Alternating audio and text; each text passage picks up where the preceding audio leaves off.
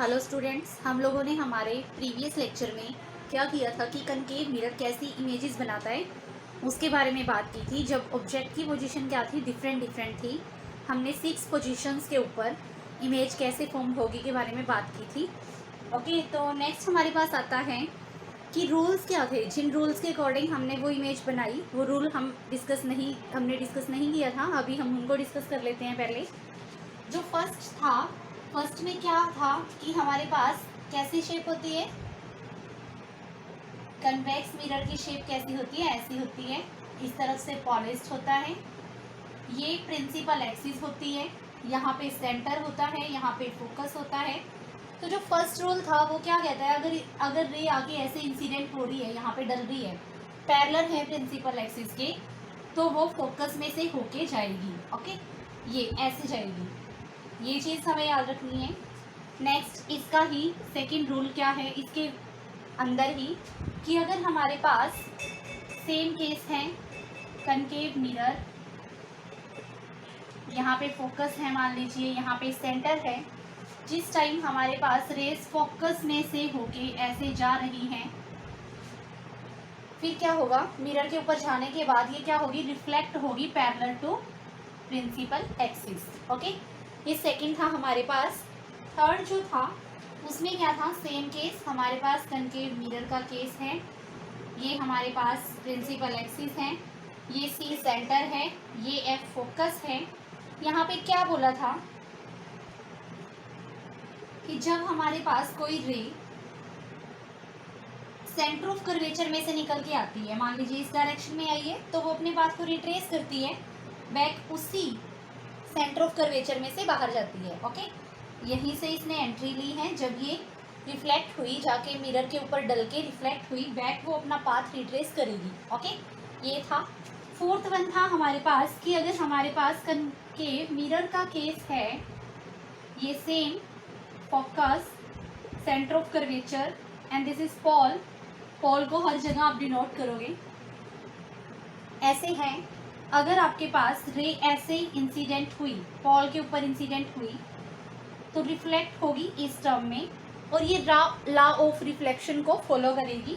जैसे ये आई बनेगा, ये आर बनेगा। ओके, आप पढ़ चुके हो ना, लॉ ऑफ रिफ्लेक्शन में क्या था, angle of incident is equal to angle of reflection, और incident ray, reflected ray and normal be in same direction. Okay, ये चीज़ आप लोगों को पता होनी चाहिए। अभी देखिए, जो फर्स्ट केस आपको बताया उसमें भी इंसिडेंट लॉ फॉलो होगा। वो कैसे, ऐसे सेंटर के बीच में से जाएगी, ये एंगल आई होगा, ये एंगल आर होगा। यहाँ पे जो इंसिडेंट हुई है वो कौन सी रे है, ये वाली, तो ये एंगल आई होगा और ये एंगल आर होगा। ओके, इसके बीच में कुछ नहीं होगा, क्योंकि ये क्या किया, इसने अपना पाथ रिट्रेस किया है, बैक गया है, और वहाँ पे मैं आपको बता चुकी हूँ।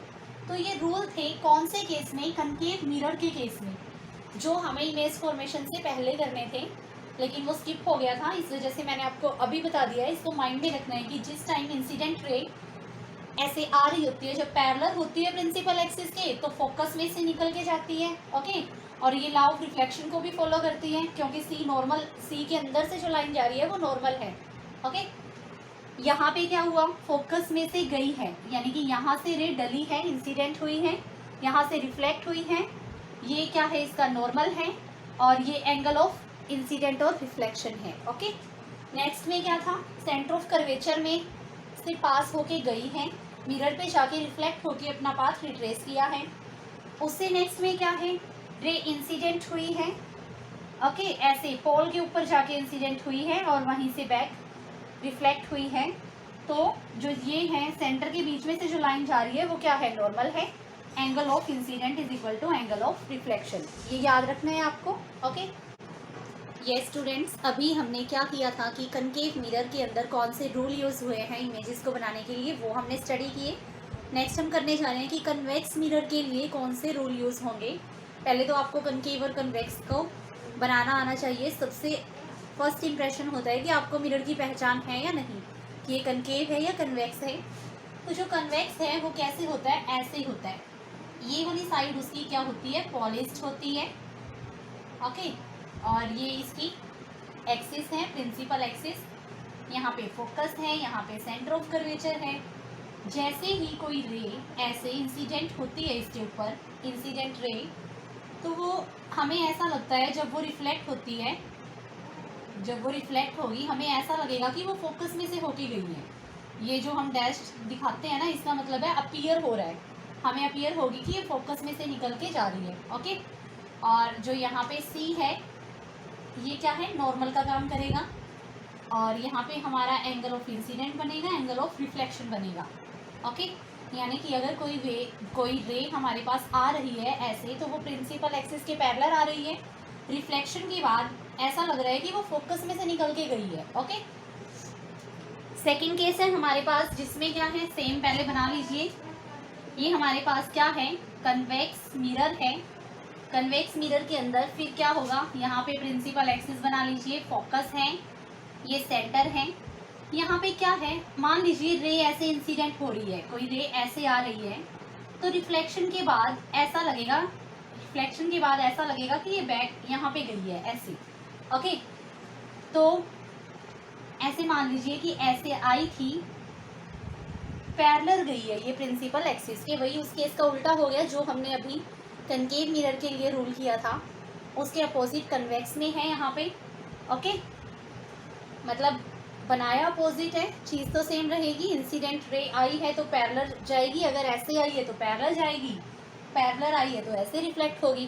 ओके, सेम केस यहाँ सेंटर में से ये जो निकल के गया है नॉर्मल आएगा, ये हमारे पास, ये एंगल ऑफ इंसिडेंट रहेगा, ये एंगल ऑफ रिफ्लेक्शन रहेगा। ओके, चेंज हो जाते हैं इसमें एंगल ऑफ इंसिडेंट और रिफ्लेक्शन, किस वजह से, इंसिडेंट रे और रिफ्लेक्टेड रे की वजह से। ओके, केस नेक्स्ट केस है हमारे पास थर्ड, कि कोई रे ऐसे इंसिडेंट हुई, ऐसे लगेगा कि ये ऐसे ही बैक रिफ्लेक्ट हो गई है, ये अपीयरेंस है जस्ट कि ऐसे लग रहा है सेंटर के अंदर से ही इसने रिट्रेस किया है अपने पाथ को। ओके, लास्ट केस सेम रहेगा जैसे हमने कनकेव मिरर के लिए किया था। ये है हमारे पास मिरर, कौन सा मिरर है, कन्वेक्स मिरर है, यहाँ पे इसका पोल एग्जिस्ट करता है, और ये फोकस है, ये इसका सेंटर ऑफ कर्वेचर है। यहाँ पे क्या रहेगा, जैसे ही कोई रे पॉल पे जाके इंसिडेंट होगी, वहाँ से इस डायरेक्शन में रिफ्लेक्ट होगी, ये एंगल ऑफ इंसिडेंट बनेगा, ये एंगल ऑफ रिफ्लेक्शन बनेगा, क्योंकि ये नॉर्मल है। ओके, इस तरीके से बनेगी इमेजेस। तो इन रूल्स को ध्यान में रखना है आप लोगों को। फ्रेंड्स, नेक्स्ट हमारे पास आता है image formed by convex mirrors, की कन्वेक्स मिरर्स कैसे इमेज बनाएंगे उसके बारे में बात करेंगे। तो देखिए, कन्वेक्स मिरर को कैसे शो करते हैं हम,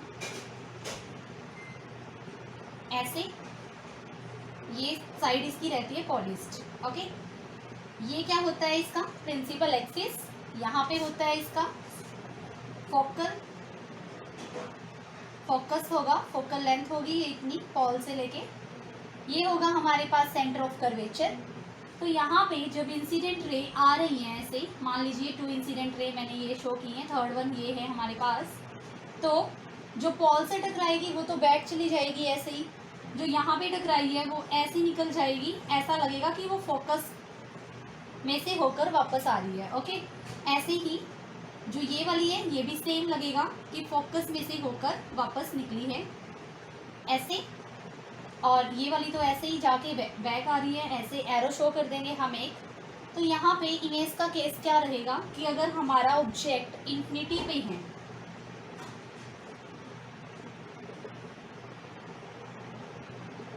ऑब्जेक्ट कहाँ था, इन्फिनिटी पे था, इमेज कहाँ बनी, on back of mirror. Image का नेचर क्या रहा, वर्चुअल और हाईली डिमिनिश्ड,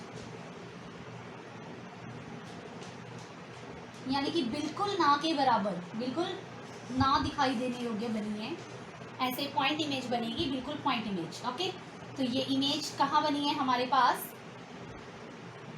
जो मिरर है उसके बैक साइड पे बनी है, वर्चुअल बनी है, इरेक्ट बनेगी, यानी कि सीधी बनेगी। ओके, वर्चुअल है, इरेक्ट है और हाईली डिमिनिश्ड है, यानी कि जिसका साइज हम डिफाइन भी नहीं कर सकते क्या है, बिल्कुल स्मॉल है। ओके, ये फर्स्ट केस है यहाँ पे। सेकंड केस में क्या हो जाएगा, पहले आप यही सेम बनाओगे, सॉरी, कन्वेक्स है मिरर हमारे पास ऐसे, प्रिंसिपल एक्सिस आ जाएगी हमारे पास ऐसे, यहाँ पे फोकस है, यहाँ पे सेंटर है। ओके, मान लीजिए ऑब्जेक्ट कहीं भी है, पोल के इस तरफ कहीं भी लाई करता है ऑब्जेक्ट। मान लीजिए ये मेरा ऑब्जेक्ट है, यहाँ से जब इंसिडेंट रे यहाँ डली तो फर्स्ट केस क्या होता है कि ऐसे लगता है फोकस में से आ रही है ऐसे, और यहाँ पे रिफ्लेक्ट हो गई है। फर्स्ट चीज़ ये बनती है। सेकंड हमारे पास क्या रहता है, ऐसा होता है सेंटर तक जाती है ना, यहाँ से जाती है और सेंटर के पास जाके वापस रिट्रेस करती है अपने पाथ को, हमने रूल्स में किया है। तो जो यहाँ पे है, यहाँ पे ये मीट किया है, ये इमेज बनेगी हमारे पास। अगर ये ए बी था तो ये ए डैश बी डैश इमेज बनी है। ओके, और इमेज का नेचर कैसा रहेगा, यहाँ पे वही सेम कंडीशन आ जाएगी, बैक ऑफ मिरर। नेक्स्ट क्या रहेगा, वर्चुअल ही है, इरेक्ट ही है। लास्ट क्या है, हाईली डेमिनिस्ट थी ना, यहाँ पे क्या है, बहुत स्मॉल साइज की बनेगी, डेमिनिस्ट ही रहेगी। डेमिनिस्ट यहाँ बहुत ज़्यादा डेमिनिस्ट थी, दिखाई नहीं दे रही थी, यहाँ पे दिखाई देगी बट बहुत स्मॉल दिखाई देगी। ओके, तो ये नेचर है हमारे पास इमेजेस के जो कन्वेक्स मिरर ने बनाई हैं। कनकेव मिरर के केस में 6 डिफरेंट पोजीशन पे हमारे पास ऑब्जेक्ट था, तो हमें 6 टाइप से इमेजेस का पता लगा था। यहाँ पे 2 ही केस पॉसिबल हैं। फर्स्ट वन है जब इन्फिनिटी से रेस आती है, तब इमेज कैसी बन रही है हमारे पास, फोकस के ऊपर बनने की, और ये भी लिखोगे एट फोकस बनी है यहाँ पे, और यहाँ पे P एंड F के बीच में बनी है, between pole and focus. Okay, यहाँ पे देखिए क्या बनी थी हमारे पास, वर्चुअल इरेक्ट और हाईली डिमिनिस्ड बनी थी। यहाँ पे क्या बनी है, वर्चुअल इरेक्ट बट डिमिनिस्ड, यानी कि स्मॉल साइज बनेगा। सेकंड केस में पोल और इन्फिनिटी के बीच में कहीं भी ऑब्जेक्ट हो, हमारे पास इमेज क्या बनेगी, छोटी सी बनेगी। ओके, लेकिन अगर इन्फिनिटी पे था तो पॉइंट बनी थी। अंडरस्टैंड, ये था images formation by convex mirror. ये स्टूडेंट्स, नेक्स्ट हमारे पास आता है new Cartesian sign conventions for reflection by spherical mirrors. कि जब रिफ्लेक्शन हो रही है, नई जो साइन लेने हैं, किस चीज़ को कैसे मेज़र करना है, वो कैसे लेते हैं हम, उसके बारे में बात की है। तो देखिए, अगर हमारे पास ऑब्जेक्ट कहाँ है, यहाँ पे है, लेफ्ट में ऑब्जेक्ट है, उस टाइम जो डायरेक्शन है इंसिडेंट रे की वो लेफ़्ट टू राइट रहेगी, लेफ़्ट से आएगी, राइट की ओर ट्रेवल करेगी। ओके, सेकेंड थिंग है हमारे पास जो पॉल है हमारे पास, यहाँ पे P पॉइंट हम शो करते हैं, यहाँ से हर एक डिस्टेंस को मेज़र करेंगे। इस तरफ मेज़र करना है या इस तरफ मेज़र करना है, पोल की रिस्पेक्ट में मेज़र करेंगे। फर्स्ट क्या बोला आपको, लेफ्ट टू राइट है इंसिडेंट रे की डायरेक्शन। सेकंड क्या है, हर एक distance, all distance measured from Paul से मेजर होगी। थर्ड जो हमारे पास पॉइंट आता है कि जो भी हमारे पास डिस्टेंस लेफ्ट टू राइट होगी, यानी कि इंसिडेंट रे वाली डायरेक्शन में होगी, यानी इस डायरेक्शन में होगी, उसको हम पॉजिटिव में कंसीडर करेंगे। ओके, यानी कि इस तरफ होगी उसको पॉजिटिव लेंगे। पॉजिटिव होगी कब, अगर इंसिडेंट रे वाली डायरेक्शन में है। फोर्थ है हमारे पास, अगर उसकी अपोजिट डायरेक्शन में रे आती है, उस टाइम पे क्या होगा, इंसिडेंट रे की किसमें, अपोजिट डायरेक्शन में अगर रे आए हमारे पास, या फिर जो डिस्टेंस बनेगी वो बनेगी हमारे पास नेगेटिव, अगर क्या है, अपोजिट टू इंसिडेंट रे है। नेक्स्ट चीज़ आती है हमारे पास कि जो हाइट है, अगर वो अपवार्ड है तो उससे पॉजिटिव लेंगे, अगर हाइट डाउनवार्ड है तो उससे नेगेटिव लेंगे। ओके, तो ये 6 पॉइंट्स थे हमारे पास कि साइन कन्वर्जन्स कैसे लेना है। फर्स्ट वन मैं दोबारा से रिपीट करती हूँ, जो डायरेक्शन है इंसिडेंट रे की वो लेफ़्ट टू राइट रहेगी, अगर ऑब्जेक्ट कहाँ है, लेफ्ट में है। सेकेंड, जो हमारे पास पोल है उसके रिस्पेक्ट में सभी डिस्टेंसेस मेजर होंगी। थर्ड क्या है, जो इंसिडेंट रे की डायरेक्शन में चीज़ मूव करेगी या जो डिस्टेंस उसके रिस्पेक्ट में मेजर करेंगे उस डायरेक्शन में उससे पॉजिटिव लेंगे, जो उससे अपोजिट डायरेक्शन में करेंगे उससे नेगेटिव लेंगे, जो चीज़ अपवार्ड जो डायरेक्शन होगी डिस्टेंस की उसमें लेंगे उसको पॉजिटिव लेंगे, और जो डाउनवार्ड होगी उसे नेगेटिव लेंगे। ओके, नेक्स्ट हमारे पास ये चीज़ आती है कि जो कनकेव मिरर का केस है उसमें मैं आपको साइन कन्वेंशंस के बारे में बताऊंगी। देखिए, जो पोल से लेके यहाँ तक की डिस्टेंस है उसे ऑब्जेक्ट की डिस्टेंस मानेंगे, distance of object from Paul. जो v है वो है डिस्टेंस ऑफ इमेज, यानी कि यहाँ से लेके यहाँ तक की डिस्टेंस होगी v, distance of image from Paul. Okay, next हमारे पास है h, हाइट। इस हाइट को बोलेंगे h डैश। जो h है, मैं आपको एक मिरर वाला एक केस लेके बता रही हूँ जहाँ पे ऑब्जेक्ट हमारे पास सेंटर ऑफ कर्वेचर के इधर रखा है। ओके, तो h क्या है हमारे पास, हाइट ऑफ ऑब्जेक्ट।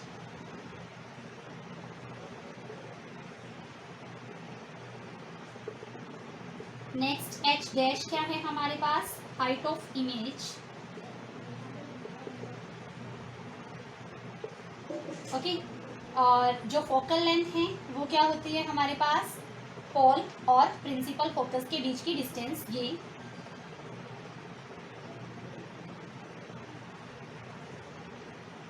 अब देखिए इनमें से किसको पॉजिटिव लेना है किसको नेगेटिव लेना है। हाइट जो अपवर्ड है वो क्या होगी, पॉजिटिव। जो डाउनवर्ड है वो क्या होगी, नेगेटिव। ओके, जो हमारे पास यू डिस्टेंस है वो इस तरफ मेजर हो रही है पॉल से, इस तरफ अपोजिट डायरेक्शन में, नेगेटिव होगा। इमेज जो है उसकी भी डिस्टेंस अपोजिट है तो वो भी क्या रहेगी, नेगेटिव में रहेगी। ठीक है, ये चीज़ें याद रखनी है आपको। एक और चीज़ आती है इसके बीच हमारे पास कि जब इमेज हमारे पास इरेक्ट होगी और रियल होगी, उस टाइम तो हमारे पास जो हाइट होगी और किसकी, इमेज की, वो क्या रहेगी, नेगेटिव रहेगी। जब इमेज क्या रहेगी, इरेक्ट और वर्चुअल यानी कि इस तरफ बनेगी, उस टाइम पे हमारे पास इमेज की हाइट क्या रहेगी, पॉजिटिव रहेगी। ओके, ये चीज़ याद रखनी है। जिस टाइम वर्चुअल और इरेक्ट है तो क्या रहेगी, पॉजिटिव। जिस टाइम रियल और इन्वर्टेड है, उल्टी है, उस टाइम क्या रहेगी, नेगेटिव हाइट रहेगी। ऐसे ही जब इमेज इस तरफ बनी हुई है, v इस तरफ है, तो जो v का साइन है डिस्टेंस का वो क्या आएगा, नेगेटिव आएगा। जब उस तरफ जाएगा तो साइन क्या आएगा, पॉजिटिव आएगा। ये चीज़ें लर्न रखनी है आपको। नेक्स्ट हमारे पास आता है मिरर फॉर्मूला, जिसमें क्या आता है 1/u plus 1/v is equal to 1/f। v आपको u पता है क्या है, distance of object from the pole. v क्या है, distance of image from the pole. And f क्या है हमारे पास, फोकल लेंथ। तो ऐसे करके हम कैलकुलेट कर सकते हैं। अगर हमारे पास u और v गिवन है, f को हम कैलकुलेट कर सकते हैं। अगर हमारे पास u और f गिवन है, v को कैलकुलेट कर सकते हैं। सिंपल डेरिवेशन सॉल्व कर सकते हैं, इससे न्यूमेरिकल बनता है। r की वैल्यू भी निकाल सकते हैं, क्योंकि आपको पता है जो फोकल लेंथ क्या है, हाफ है हमारे पास r की हाफ है फोकल लेंथ। तो अगर r निकालना है वो कैसे निकल जाएगा, 2f is equal to r। मैं आपको पहले भी बता चुकी हूँ ये फॉर्मूला।